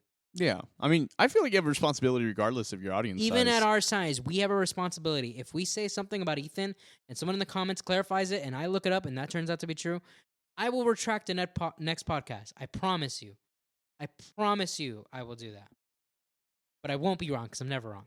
But anyways, so Ethan, on top of doing that, he goes on and gets a picture of Pro Jared and starts making fun of him. Now, everybody was making fun of the way Pro Jared looks, and he looks odd. He looks awful. He looks like a worm. He's a weird looking dude. But at the moment where you are being criticized for putting out wrong information, that is not the moment where you start making fun of the guy that you put out wrong information about. Right. Like, I don't even know what was going through his mind when he did that. I don't think Ethan is sane sometimes. I don't know what his problem is. I don't know what his problem is. I think, like I said, I think it's just his ego. I think, like, ever since the start of this podcast, we talked about how bad his ego was. and that he thinks that he's right, even if he's just so obviously, blatantly wrong about every situation. You know what I mean? I mean, not every situation, but And the by the situations way, that he's wrong in. we're gonna put in links to not only, you know, we're gonna put in links to all the Twitter verses from Bowblax regarding the Ethan situation, because that way you can, because some of this stuff isn't here on YouTube. Some of that stuff happened on Twitter. Yeah. We're gonna put in links to a great video by Turkey Tom and 2 great videos by Nicholas DeOrio. That'll go over it. And maybe if I find the clip from the Just Destiny situation with Augie RFC, I'll put that one up too, because that's just a fun clip to watch. Yeah. Just Keemstar being like, "Yeah, I did it," like an idiot. But so on Twitter, that's pretty much where the drama ended on YouTube. But on Twitter, it kept on going. At one point, Keemstar blocked Ethan Mm-hmm. because he was tired of Ethan's constant tweets. But I think it was before that, or maybe it was after that, and he unblocked him. This is wrong. I don't avow it, but it's kind of funny. Keemstar said, "Hey, I heard that Ethan likes horses. So I'm going to post a picture every day in hopes that it'll make Ethan a good person." So Keemstar starts posting pictures every day. And then Ethan responds to it by saying, "I don't get it." Now, that was the perfect response. Do you get it? I don't. The joke is that Gila apparently looks like a horse to some people. Oh. I don't think she does. I don't think she does either, but sure. Now, that's not, in my opinion, I don't think that's the real joke Keemstar is doing here. I think the joke is seeing how mad he gets just by him posting pictures. Just by horses. posting pictures of horses. Dude, Bowblax made a Twitter versus like horses video, and he put I think it's a song from Zelda. It's a Mhm. Nintendo song where it's like doo-doo-doo, and I think it's supposed to be a farm song. Mm-hmm. And he played it in the background of the entire video That's when he was talking great. about that specific drama. But no, Keemstar, but Ethan didn't stop at just saying, "I don't get it." That would have been the perfect response. That would have diffused the whole meme. Yeah. What he followed it by saying, "By the way, I know that you're just saying that Hila looks like a horse." So you kind of did get it then. No, then Keemstar followed that up by saying, "I cannot believe H3H3 just said his wife looks like a horse." Or something like that. Dude, that was so good. Dude, Oh, that's like 4D chess stuff right there, man. I was like, why? Why Ethan? did you do this Why to would yourself? you say that? Why didn't you just say, "I don't get it," and move on? Yeah, for real, dude. That's funny. Oh my god, man. All right, so what now? What happens now after this Well, at whole one Twitter point- situation? Now this is we're gonna hop off of H3 and Keemstar because there's the final nail in the coffin, in my opinion, for H3H3. But before we get to that, let's talk a little bit about Leafy. Now this will be much shorter. We're not gonna go into Leafy's history or anything like that. No. We're just gonna be talking about the recent. I will post history. a video by Turkey Tom that goes over this more than we will. Yeah. But real quick, Leafy was banned off of of YouTube and Twitch. and eventually Twitch. Now, the reason for his ban is because of harassment. Now, Of Pokemon. Pokemon. Now, Leafy made about 8, 9, 10 videos where Pokemon was in the thumbnail and the Yeah. title had to do with Pokemon. Now, only about 2 or 3 of those videos were actually about Pokemon. Yeah, the other ones, there was a few that were actually about finance. Yeah, there were some about Had going nothing into to do with stocks, Pokemon whatsoever. about advertising his own merch. Yeah. His merch doesn't look that bad, but I don't think I I would think get it's it. called Always Lucky or something like that. Yeah. Always Lucky. Which I don't know. I thought it was so funny to use the guise of him talking about Pokemon when in actuality, like I would click on a video that says "haha Pokemon taking a break, lol." yeah, something like that. And then it And would then actually I click on it and he's like, "Yeah, guys, I've been into stocks recently." It's like, what the fuck, Leafy? Look, man, let's be honest here. It's actually useful information. I do need to sit because I was literally just about to say, I need to sit down and actually go through them. you But can't. I can't. Well, hold on. No, there may be an archive that you just Yeah, haven't maybe. seen. So Would anyone would have archived those videos though? yes, dude, Maybe. I'm sure there's people out there that No, have because archived. actually I think I heard people have taken that, like there have been channels that had stream archives from Leafy, and those were taken down as well. Those are the streams we're talking about. The videos. I don't know. We'll have to look. We'll have to look. I mean, you can always look at reaction videos of Leafy's videos as well, and that technically counts. But you know what? It's all right. Whatever. At that point, I'm So, just like, so Leafy, this guy who's been around for a fat minute, right? yeah, he's been around, I think, since 20 whatever. He 20 used to whatever. make Minecraft videos, but eventually, And which were super cringe, by the way. Like, oh yeah, they're so super bad. cringe. But he eventually kind of created the commentary genre. Like he basically, in a way, the way we know it as today, the way it evolved from him, like he's kind of like the Adam and Eve sure. of the commentary community in a way, Right. because I mean that's what made the genre blow up. Mm-hmm. You know, and you got people like Pyro Cynical and No Fuckers. Those were like the three big back then. No Fuckers, he's gone off the deep end. He's a wacko now. Where is he? What is he doing? Nobody cares because nobody cares about him. Pyro Cynical, he kind of moved away from commentary, but he still kind of does it. Yeah. But And Grade A Pyro Under A. Cynical's still great. Grade A Under A came back, and then he got demonetized, and I guess he quit again. He's just like, there's no reason for me to do this anymore, and you just. Oh mate, they took out my monetization. That's not a good impression. There's How no do you reason. sound like him? There's no reason for me to do this anymore, and he just leaves. That sounded. I think my impression sounded a little more like Deji. Yeah. Have you seen the clip where he's saying he's like, "I have no knowledge of any of this. This is so bizarre. I love those memes. Oh my god. This is so bizarre." There was an Among Us meme that was using that. It was just like, so, why was there a dead body next to you? He goes, I have no knowledge of any of this. This is so bizarre. Nicholas DeOrio is apparently working on a series regarding Deji, and I'm looking forward to Ooh, it. that. I know Ooh. Deji's a piece of shit, and I want to see why. Well, no, I know a couple reasons why. He basically like threatened a lawsuit against Kavos. You know Kavos? With a K, right? Yeah. Yeah. He threatened a lawsuit against Kavos for making a video on him. A whole bunch of things have gone on. Crazy. Because apparently he finally hit, what was it, 100K subs? Mm-hmm. And it turns out, or was it 1 million? He hit a number of subs, but as it turns out, he most definitely sub-botted to finally hit that milestone because he's been stuck at 9 whatever for forever. Sure. Wow. But that's off topic. Interesting. So, Leafy, so bizarre. I love that clip. The way he says it. So bizarre. I have no knowledge of any of this. People always want to be starting drama with me. Oh, yeah. Deji made a video about Keemstar, and Ethan was lifting that up.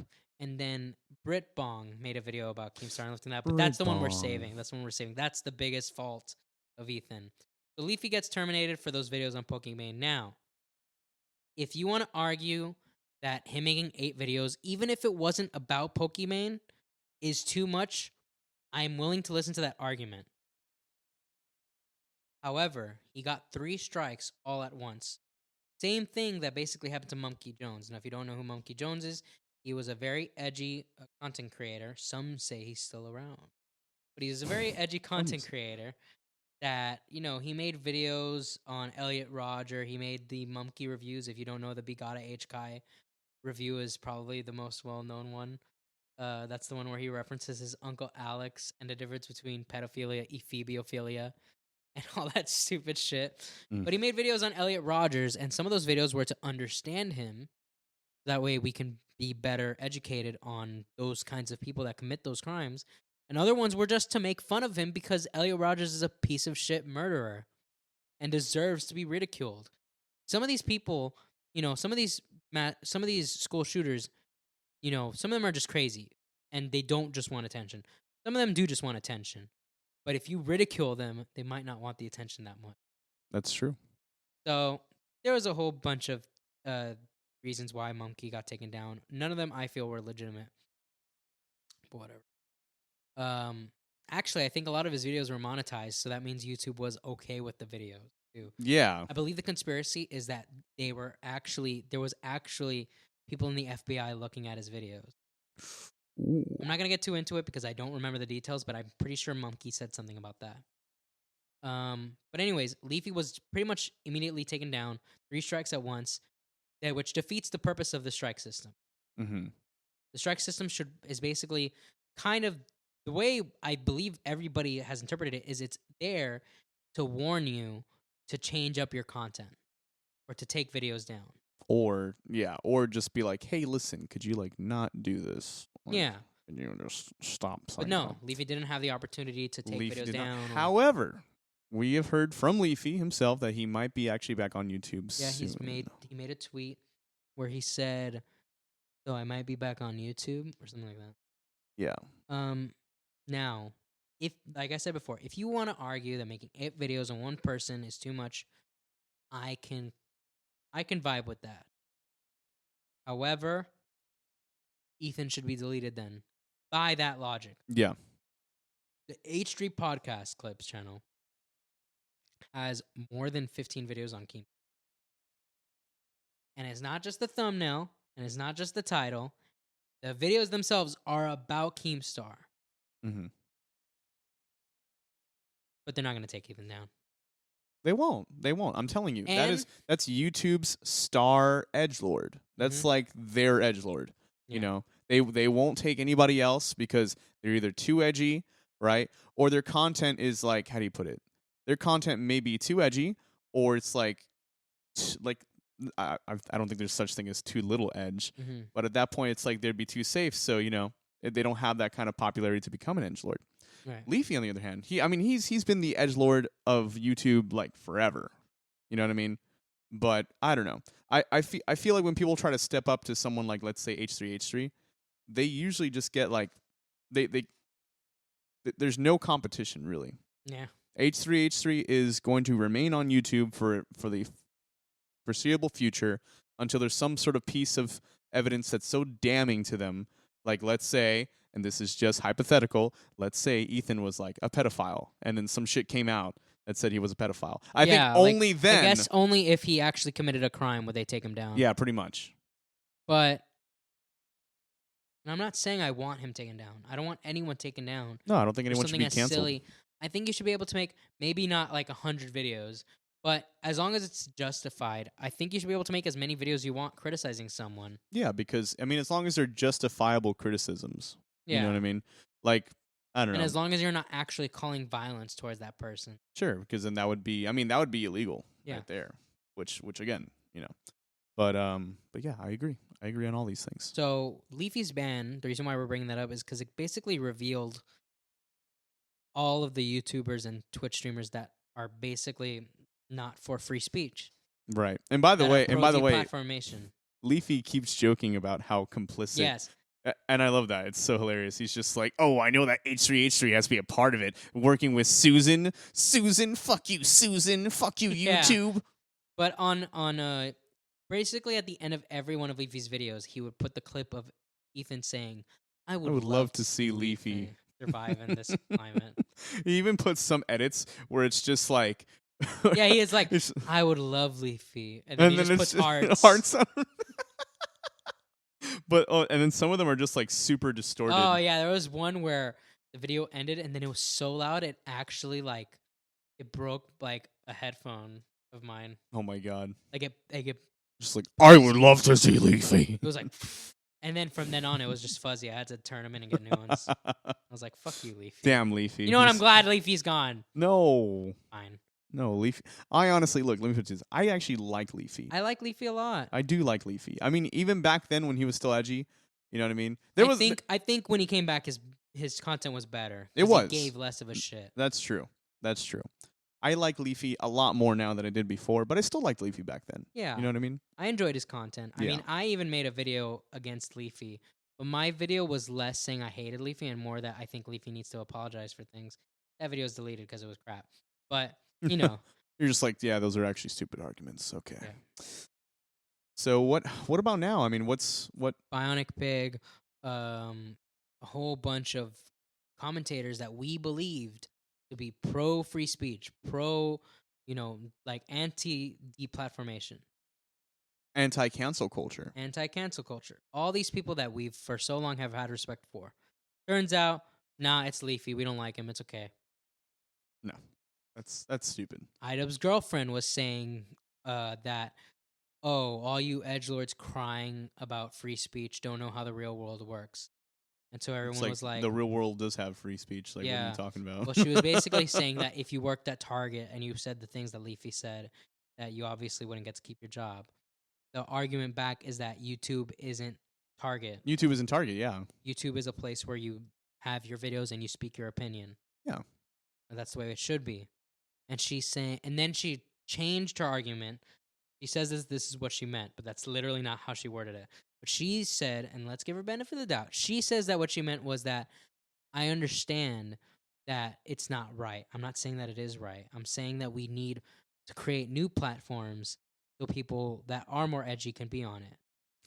That's not what she said. No. Because if that's what she wanted to say, she would have said, now that Leafy has been banned, this is why it's more important than ever to start focusing on new platforms. Right. And that would have been the best way to That'd convey be a that. great thing to say. That'd be like, yes, I would have loved her. agree. Redemption arc. Redemption for arc. Idubbbz girlfriend. But no. No. Now, on the Create Unknown podcast, Idubbbz appeared, and he basically said that he understands why Leafy was taken down. Like, he didn't really defend Leafy at all. He was just like, yeah, that's fair. And Leafy, now, he wasn't on Twitter, but he made a statement through Tommy C on Twitter where Tommy C asked Leafy what you thought of the content cop getting taken down. And it was the Leafy content cop, mind you. And Leafy said, dude, that sucks. Like, that definitely shouldn't have happened, but, you know, that's the way the website is going. Website's shit. Mm-hmm. Leafy defended Idubbbz. But Idubbbz couldn't defend Leafy. Yep. I think honestly, you have so many YouTubers that are hell bent on like fucking Leafy over. For some, Not just that, they just don't like the way that Leafy talked about them. That's what I'm saying. Because of that, because it's like, wow, Leafy has valid criticisms. Also, that clip confirmed, the one that I'm talking about, confirmed that Idubbbz isn't going back to that edgy content. And I do like the content he makes now. I love that robot video he made. Mm-hmm. The Robo Stepdad video. I don't know if you saw that. I saw it on my like watch later. You know, dude, it's so funny. I love that. I'll watch it later. And then I love his documentary videos. Those are pretty good. Yes. But man, they're no content cop, man. I really wish there was a. And I feel bad that you would have something as big as content cop, and that's what all your work is going to get compared to. But that's reality. Content cop. You want to talk? Hey, Idubbbz girlfriend. You want to talk about reality? The reality of the situation is your boyfriend was brought up on that same edgy content that Leafy was brought up on. It's true. And in many cases, I would say Idubbbz was more edgy than Leafy. Because if I don't recall, Leafy I don't ever saying the N word. Yeah, NF, mind you. It's not just N. Leafy has said the N word on Twitter. Yeah, but that's on Twitter. Come on, dude. He hasn't said it verbally. I'm pretty sure. Yeah, I mean, I did see a tweet the other day where he said N. Now he said the A, not ER, mind you. Right. So it was obviously ironic. It's it's just to get a rise out of people that are like. It's edgy content. It's edgy content, exactly. Which, by the way, I love the responses. The responses are like, "You're not black. You can't say that word." No, I think I saw one response was like, "Dude, Leafy's black." It's Leafy's the most white person you've ever seen in your life. Literally pale. Oh my god! But dude, honestly, I love his Twitter. He recently made an account on what's called Storyfire. Yeah, Storyfire, which is supposed to be actually from. It's McJuggernuggets. We mentioned it before. Yeah. Or in other podcasts. Storyfire is basically it has two functions. It functions as a Twitter and as a YouTube. Now, right now, they're very limited on who they're accepting onto the website. But depending on how it goes, it could be the next big thing. My hopes are mixed. I'm like 50-50 about it. 50-50 as well. But I really, really hope it does take off. I hope so too. It looks YouTube promising. is not like... YouTube's not the place if you want to be an edgy creator. It's true. I mean, if you made Jackass content, it wouldn't stand. It Proof wouldn't. Of that is that Hair Cake was taken down a long time ago too. It was, yeah. And you know what the funny part is that some videos are getting taken down for like violence or whatever, and it's like, hold on, these are animated characters fighting each other. If you don't want, they don't want you to portray violence now. It makes no sense. Yeah. It's like so if you're an animator that has like stick figures fighting, it's like no, that's not right. It's like, huh? That makes zero sense. Like I would understand if it was like, some dude got hit in the head with a hammer. Bam. Okay. Fair enough. and not even comedic. Like obviously, like Yeah. you know what I mean. But if, like let's say for comedic value, right? They do like a live action version of like slapstick comedy where some guy like 1940s cartoons gets hit in the head with a hammer and then the big long lump comes out of his head. I think that's something that YouTube could be like, well, that's violence, and then take him down for it. You know what I mean? Right. And that's silly. That's ridiculous. So now that we've talked about Leafy's ban, we can now move on To the worst, the most irredeemable portion of Ethan, which is He has platformed mm, a doxxer. And not only is he a doxxer, we're talking about Brit Bong, by the Brit way. Bong. So Brit Bong made a video saying how he was basically exiled from Twitter, YouTube, and all forms of social media by Keemstar. And it also showed a clip of Keemstar saying, I'm going to keep going after your Twitters. I'm going to keep going after your YouTubes. I'm going to keep taking you down. And you're never going to be able to grow again. Now, that does seem pretty awful, doesn't it? However, the fact of the matter is, Brit Bong on stream has admitted to threatening, not admitted, he straight up threatened Colossal is crazy. We know he has doxed multiple people before. He has gotten people's Twitter accounts taken down.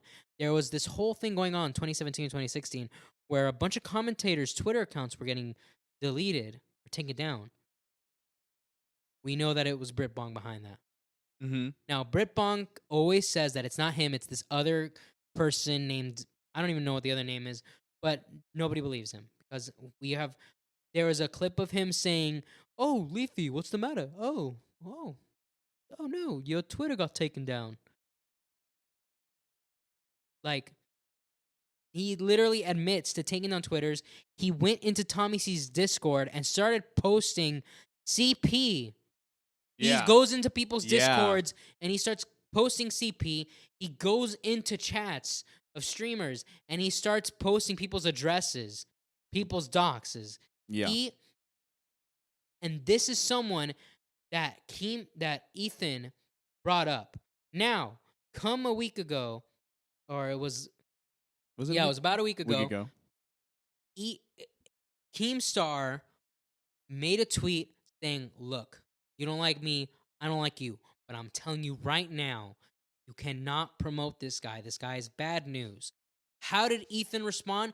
He posted it again on Twitter, because before he was showing the video on the podcast, he put up that video, Brit Bong's video, again on Twitter with the caption saying, Keemstar is the scum of the earth, or something like that. Yeah. He doubled down.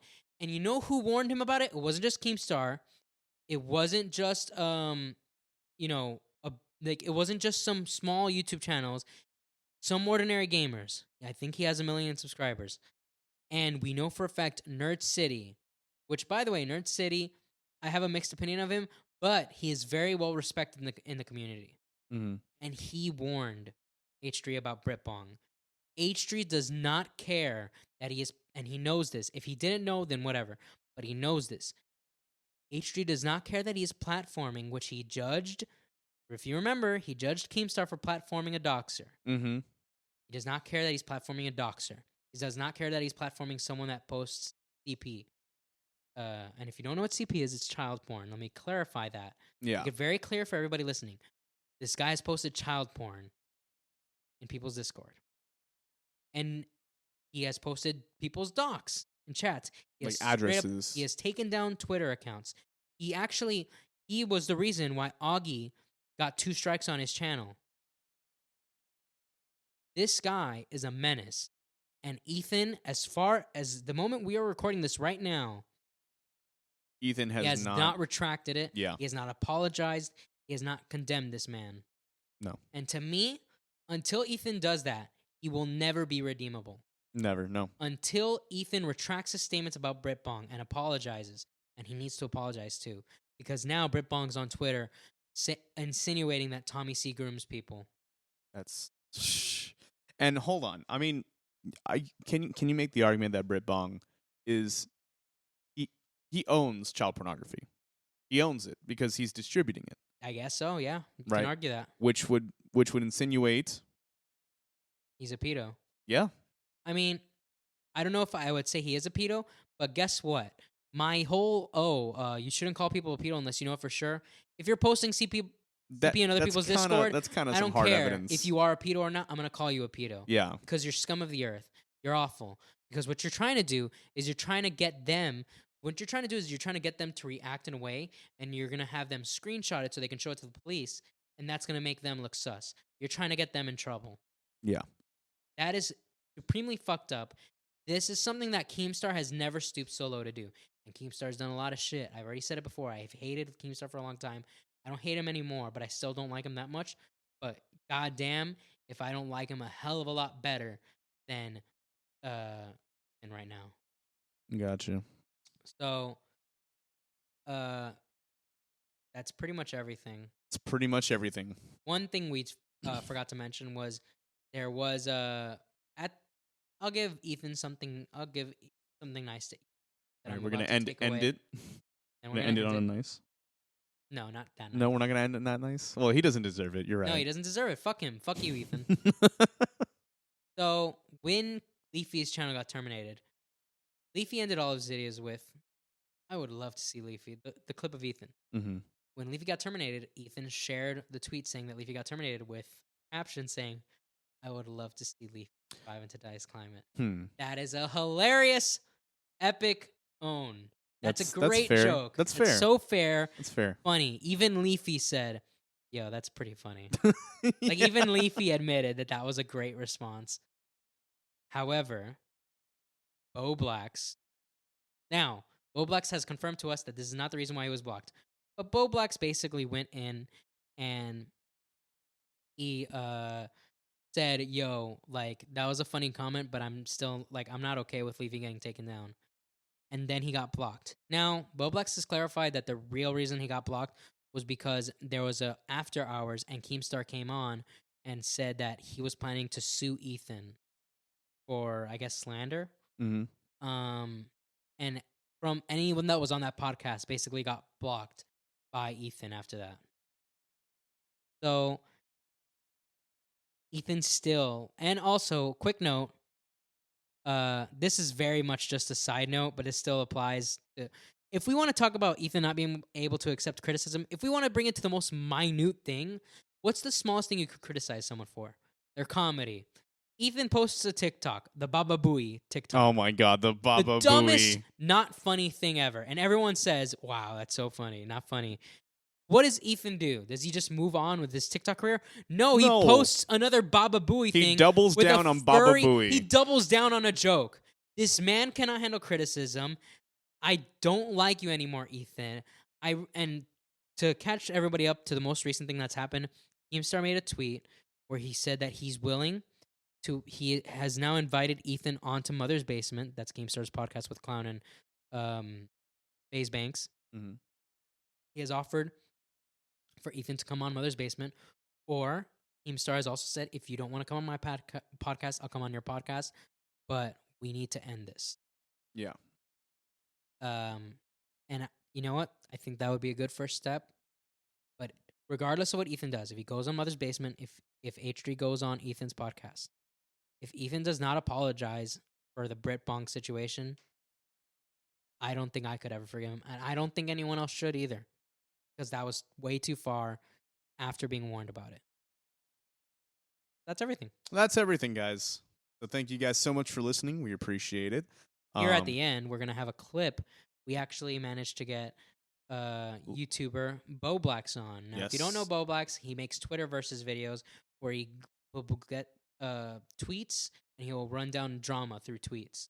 So, for example, he has a 4-hour video that pretty much goes through all the drama from 2017 to now regarding Ethan and H3H3. So that's a long one, but most of his videos are within the ballpark of 30 minutes. Yeah, but we really do have to give a big shout out to him for even, having us and actually more like we had him, I should say. For allowing us to interview him. Yeah, this is less of an interview, just a small clip, so I know that the podcast is going a little long today, but it won't be that much longer. So hope you enjoy this little clip we had with Bowblax, and hopefully in the future we'll actually have him on for a full-on interview. It'd be so dope. Anyways, guys, have a great one. Thank you guys for listening. Take care. before this whole drama, the whole Content Nuke drama happened, what was your general feelings and relationship with first with Ethan, and then your thoughts on Keemstar? Yeah, so before the content nuke, I didn't have any like personal, connection with Ethan. He never reached out to me. I never reached out to him. It was just like he was another YouTuber. My feelings on him were generally just pretty much neutral. I would say like slightly negative because of, what Gokunaru has said, and I'm not really a fan of his podcast anymore. I think he could be a lot more funny as an entertainer. But in general, I was pretty neutral on him as a person, and just not like the biggest fan of his content. As for Keemstar, I've had issues with him in the past. I'm pretty sure at the time of the content new coming out, I didn't have any issues with Keemstar currently, but I definitely had more of a rocky personal past with Keemstar. It's not extremely irrelevant, but I pretty much had like a similar opinion of both of them at the time, although I liked Keemstar's content more just personally. But with them as a person, it was pretty much the same. Maybe even disliking Keem a little more because of my past with him, but generally I was neutral at the time of the content nuke with Keemstar. Yeah, I totally get that. Like, we were actually we were like 40 minutes through the podcast, and then the Yep. computer crashed, so we lost that. But what we were talking about was like our feelings on both parties, just to get like a ground base on how, like our biases. Because me generally, for most of the time I've known Keemstar, I've been very biased towards him, and that's because I've been a longtime Tommy C fan, and so I've had a very negative opinion of Keem, but never considering him like, like at one point Tommy called him evil, and I was like, okay, that's a little much. Yeah.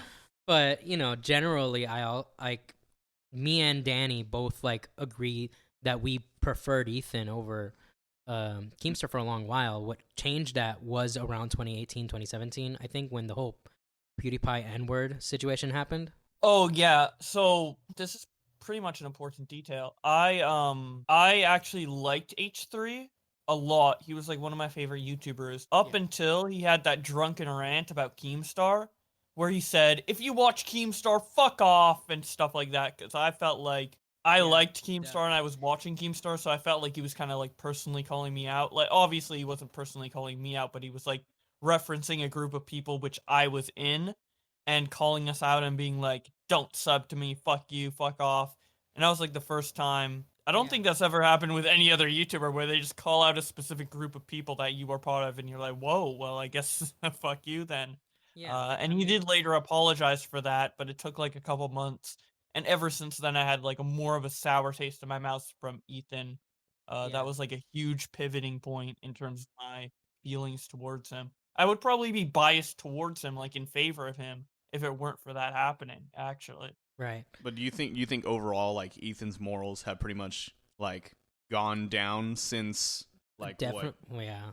since then? Or? Oh, for sure. Yeah, because he's like intentionally ignoring certain things for his own benefit. And let me be clear, like Keemstar does that as well, but at least he's been like relatively consistent with it. He's been pretty transparent with it. Meanwhile, Ethan pretends to like still have the same moral consistency that he did, a couple years ago, or publicly displayed a couple years ago, which is not the case at all. Yeah, we were actually talking about the content nuke, and we were bringing up when Ethan brought up the point of, oh, he platformed a doxxer, and then it turned out that that platforming led to that doxxer being arrested. However, what I noticed as I was speaking was me saying he platformed a doxxer now applies to what H3 just recently has done with warnings from multiple creators. So it's kind of gone full circle since then. Yeah, exactly. And he's not platforming him to like, get him arrested or get him to confess to a crime. He's platforming him to defend him and paint him as a victim, which is completely different to what Keem did. So like even if you did consider what Keem was doing to be bad, which I didn't, it's still not as bad as what Ethan's doing.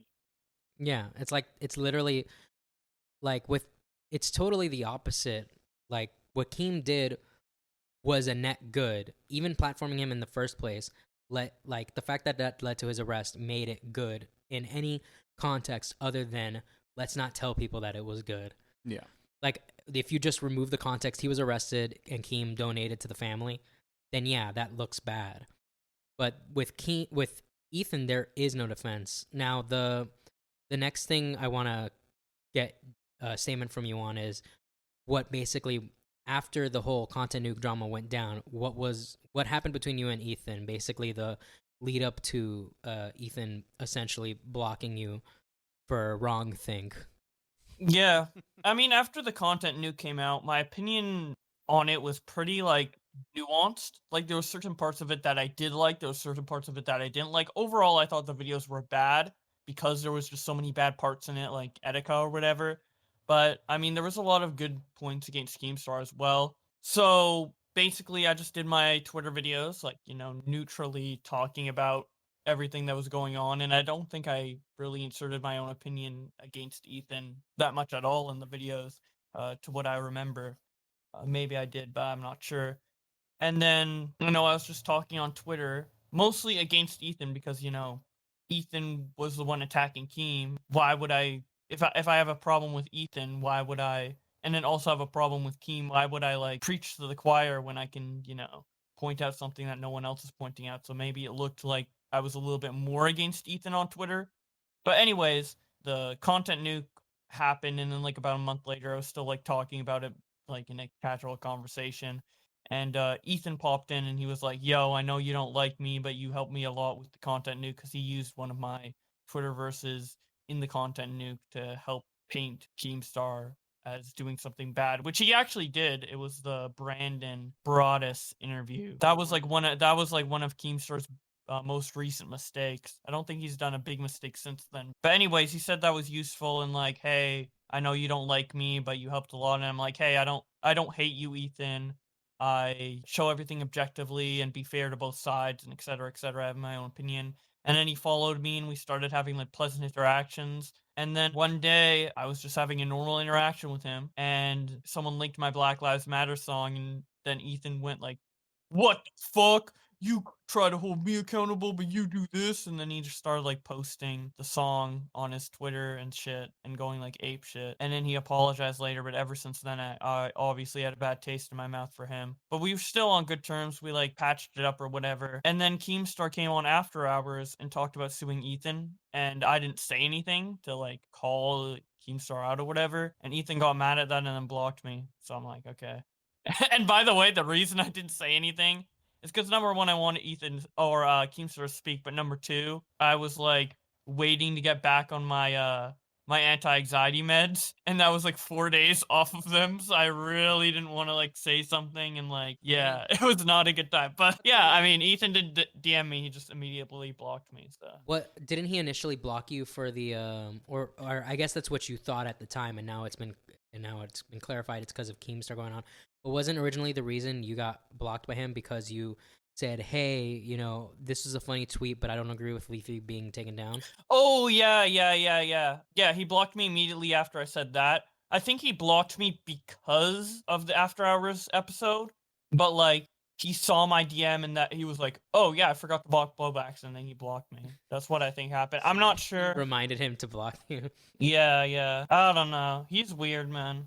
No, he definitely has gone, like I was saying before, that it literally like I think I don't know if he has a mental illness, but he's clearly blinded by an ego filled hatred towards Keem Yeah. and Leafy, and I think mentally what would be best for him would be to take a week, maybe even a month break from the internet. Or just take like a break from like thinking about Keem and Leafy. Done it before, and I don't think he's done it in a really long time. But I remember a while ago he said, "Oh, I'm gonna take a break," and he took a month off of Twitter, and he said it did a lot of good for him. I think he needs to do that again, to be honest. Yeah, just to think about like the Keem and Leafy stuff in particular. And the thing is, like, I was thinking about this myself earlier, and like H3 definitely has like redeeming qualities. Like, I don't like hate absolutely everything about H3. Like, cause I was listening to his new podcast with Trisha Paytas. I'm only like 25 minutes in, and it's like an hour, but